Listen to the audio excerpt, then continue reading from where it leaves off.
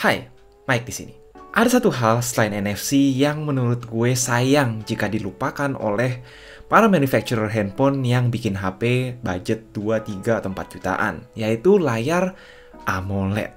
Tapi ternyata kalau kalian willing untuk beli HP tahun lalu atau 2 tahun lalu stok lama tapi yang masih bagus, kira-kira masih decent, itu juga bisa jadi solusi kalian buat cari HP yang berlayar AMOLED.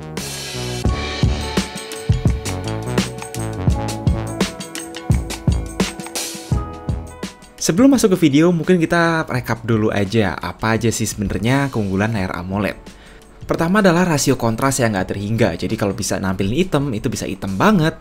Dan kalau nampilin warna, itu bisa vivid banget. Kedua adalah response time lebih cepat, banyak yang punya fitur always on display juga. Nomor 4, arguably lebih hemat baterai. Pokoknya prasyarat Lisita hari ini sekedar HP baru layar AMOLED Full HD dan budget di bawah 4 juta. Di urutan 1, kita ada Vivo V11 Pro yang menurut kami merupakan salah satu HP AMOLED termurah yang masih layak dibeli saat ini.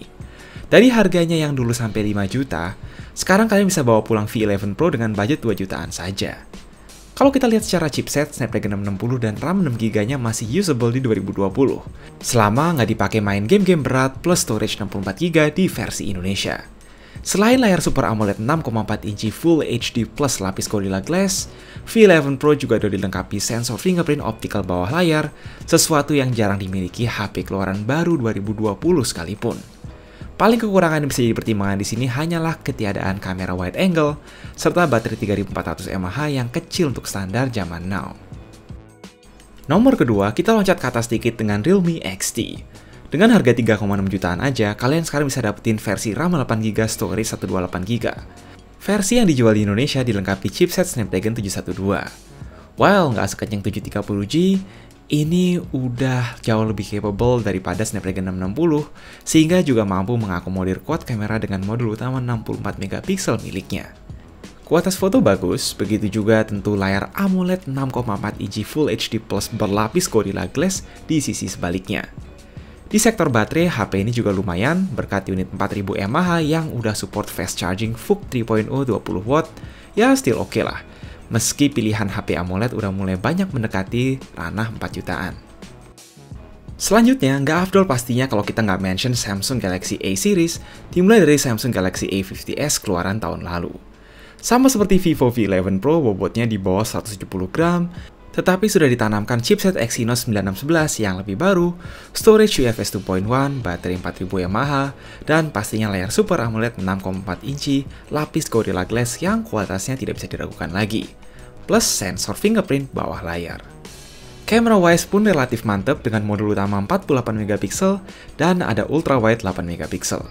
Maksudnya ya di harga 3,3 jutaan, Galaxy A50s masih bisa jadi pilihan solid bagi Anda yang pingin layar Super AMOLED Full HD, apalagi udah dibekali NFC. Sekedar mention, nambah beberapa ratus ribu, kalian juga bisa dapat Galaxy A70 yang lebih mantap. Balik ke ranah 2 jutaan mendekati 3 juta, kita ketemu Samsung Galaxy M30s yang udah agak turun harga.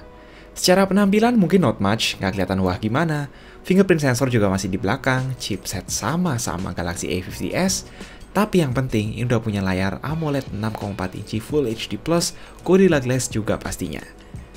Konfigurasi kamera mirip A50s, ada 48MP serta ultra wide, namun HP ini punya baterai terbesar di antara keempat HP lainnya, yaitu 6000 mAh tanpa membuat M30s ini melampaui berat 190 gram.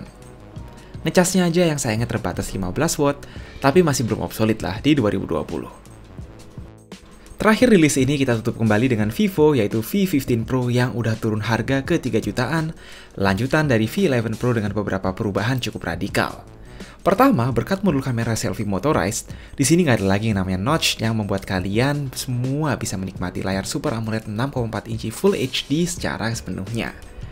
Chipset Snapdragon 675 di sini solid, bahkan sempat dipakai jadi HP resmi turnamen PUBG Mobile. Kamera pun aman, sama seperti dua HP sebelumnya punya modul utama 48MP, bonus kamera ultrawide dan depth sensor.